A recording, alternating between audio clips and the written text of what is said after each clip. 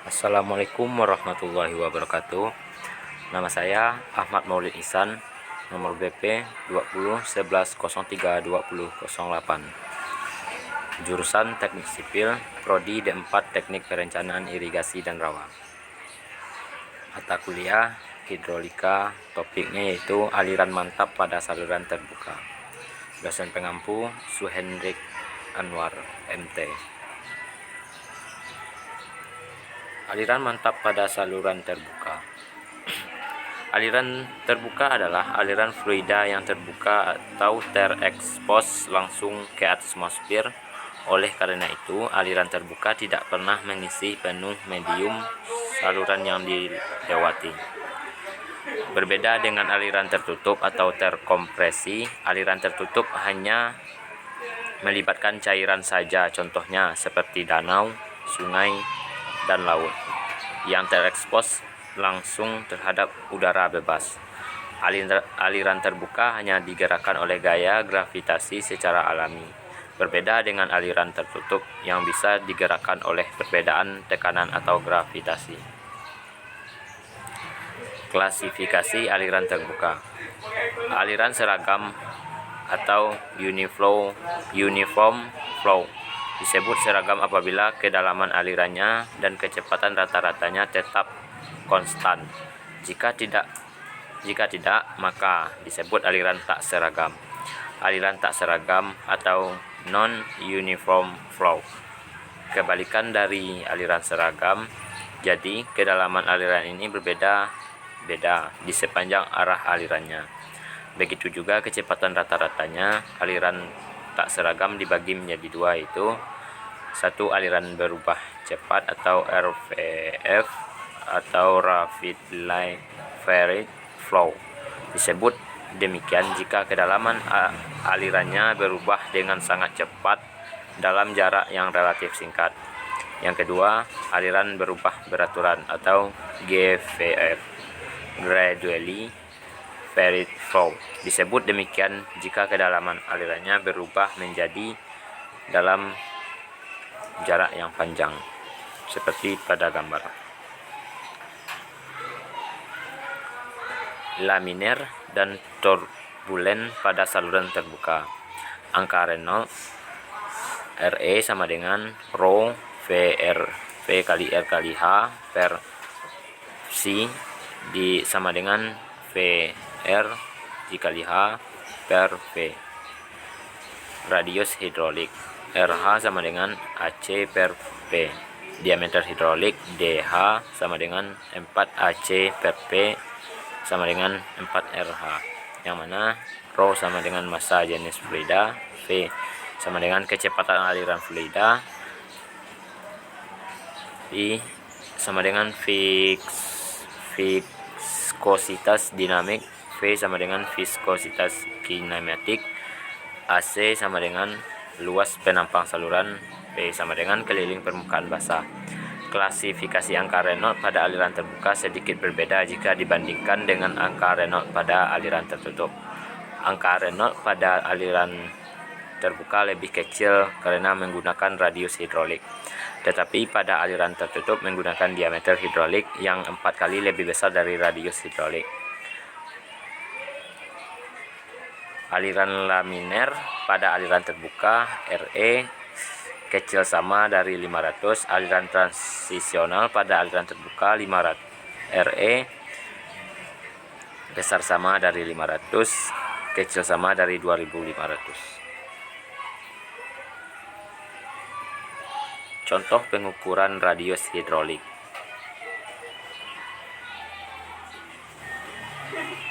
Kecepatan gelombang dan angka Freud. Kecepatan gelombang V sama dengan akar dari GY, di mana V sama dengan kecepatan gelombang aliran fluida, G sama dengan akselerasi gravitasi, Y sama dengan kedalaman aliran. Aliran terbuka juga diklasifikasikan menjadi aliran subkritis, kritis, dan superkritis tergantung kepada nilai angka Freud yang muncul. Angka Freud atau FR sama dengan V akar dari GY. Kedalaman kritis FR sama dengan 1 YC sama dengan V kuadrat per G.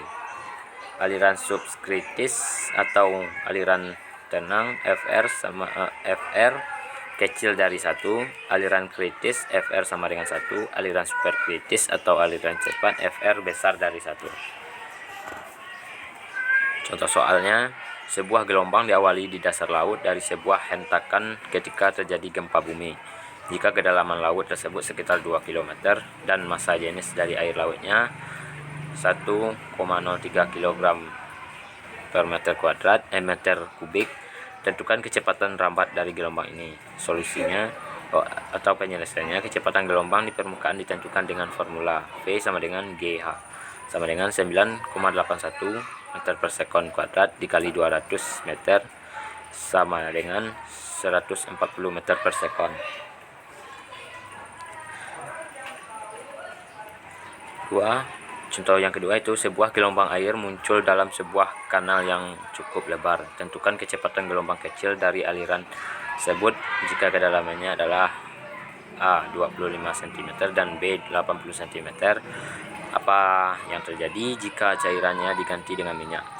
Penyelesaiannya yang A, V sama dengan GH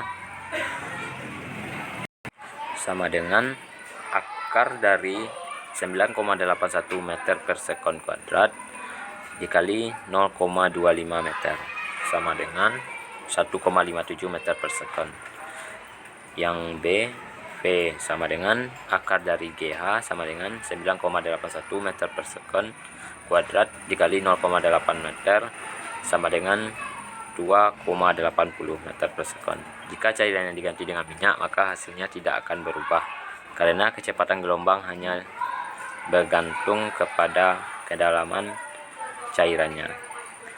Yang contoh yang ketiga, air pada temperatur 15 derajat Celcius mengalir secara seragam di dalam kanal persegi 4 dengan lebar 2 meter pada kecepatan rata-rata 1,5 meter per sekon. Jika kedalaman airnya 24 cm, tentukan apakah alirannya subkritis atau superkritis.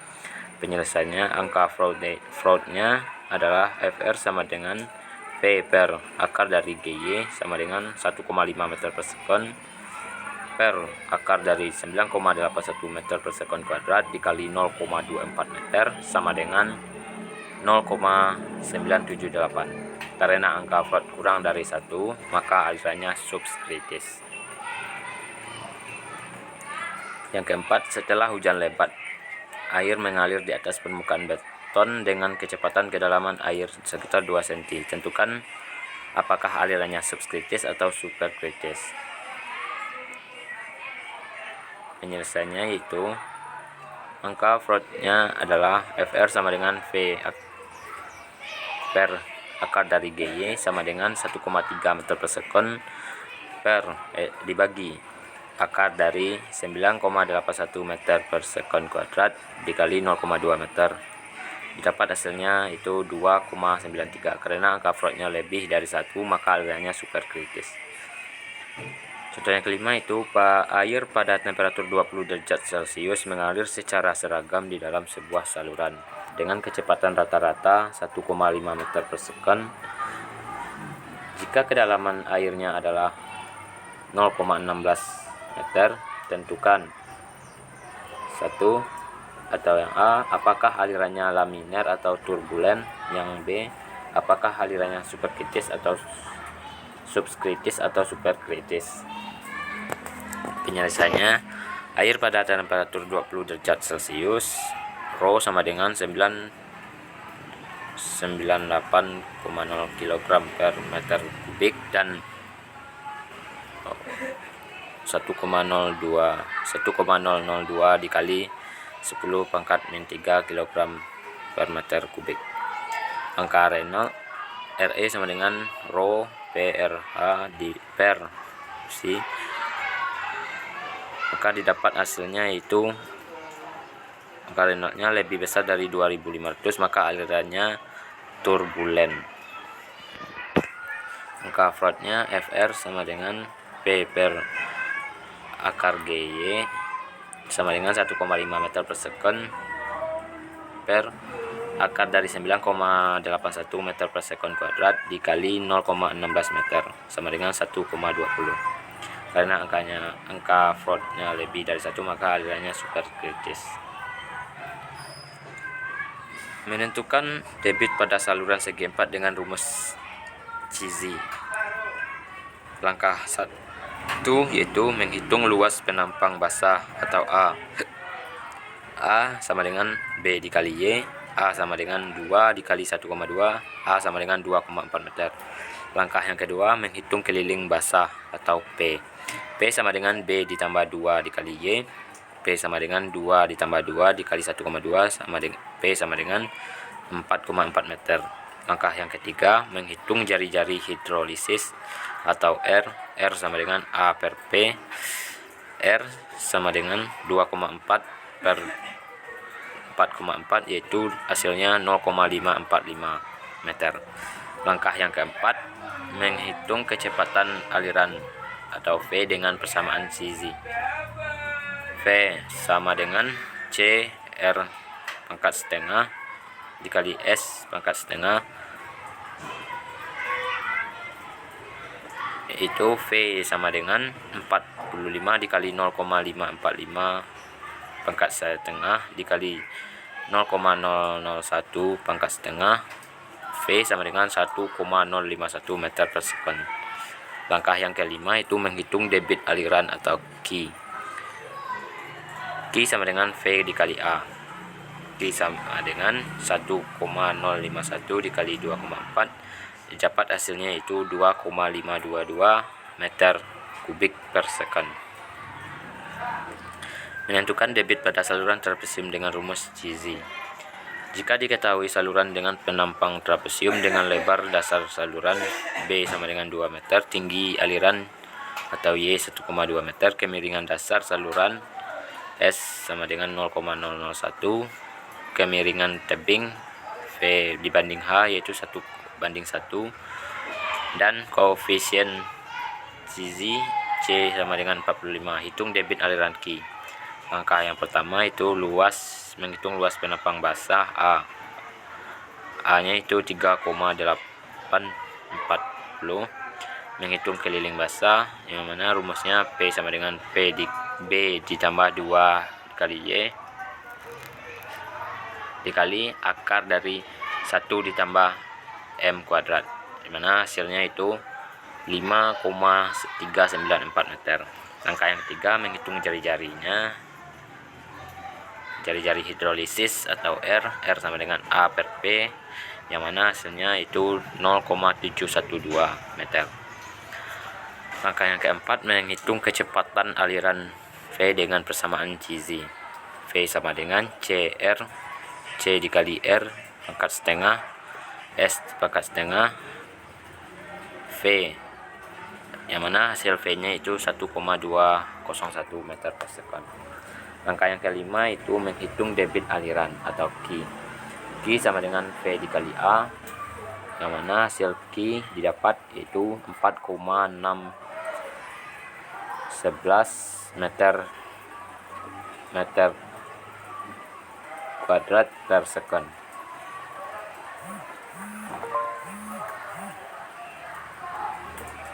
Menentukan debit pada saluran segi 4 dengan rumus Manning.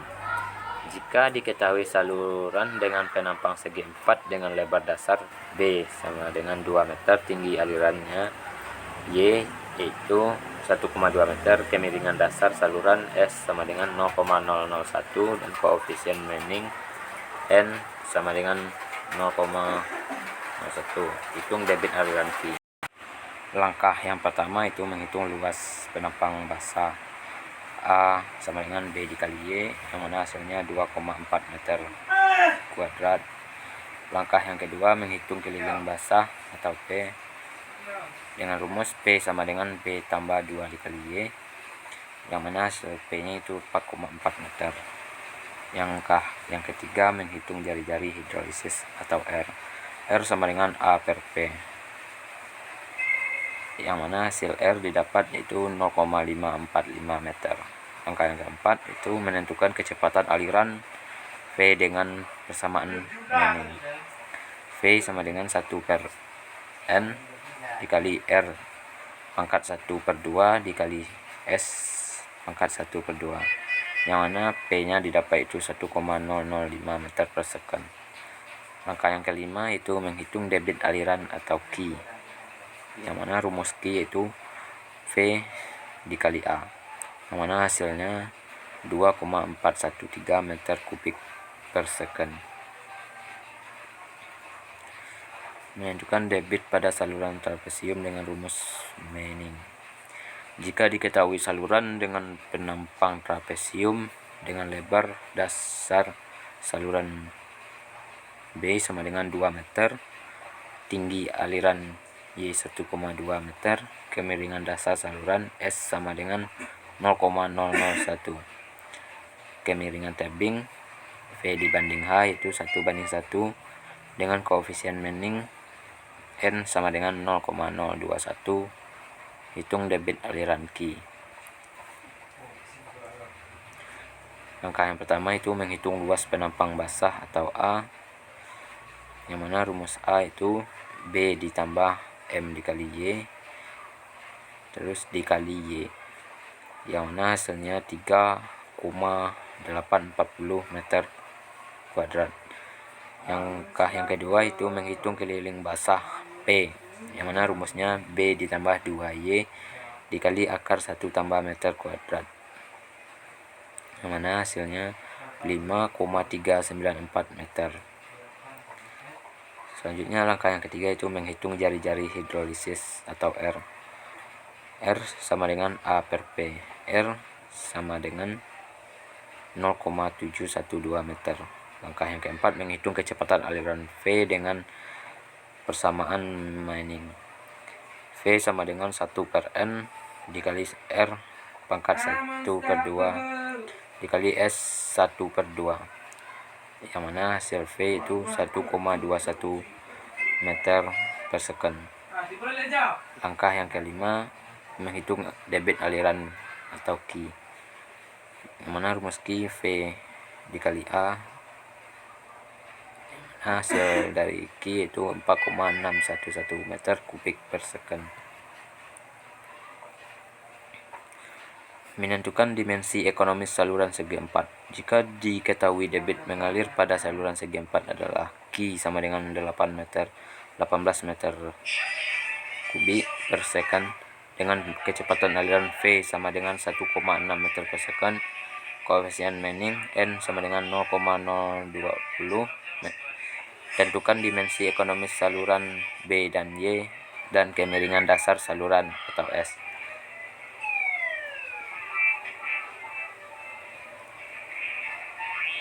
Menghitung luas penampang basah atau A. Q sama dengan V dikali A, itu A sama dengan Q per V sama dengan 18 dibagi 1,6, yaitu hasilnya 11,250 meter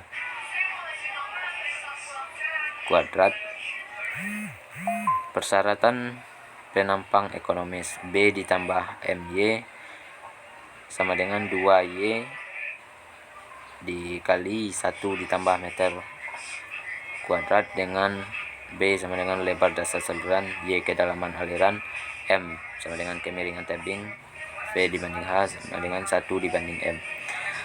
Untuk saluran segi 4, M sama dengan 0, B ditambah MY sama dengan 2Y dikali akar dari 1 tambah M kuadrat, B ditambah 0 dikali Y ditambah 2Y sama 2Y akar dari 1 ditambah 0 kuadrat, yang mana hasil B yaitu 2Y. Menghitung B dan Y.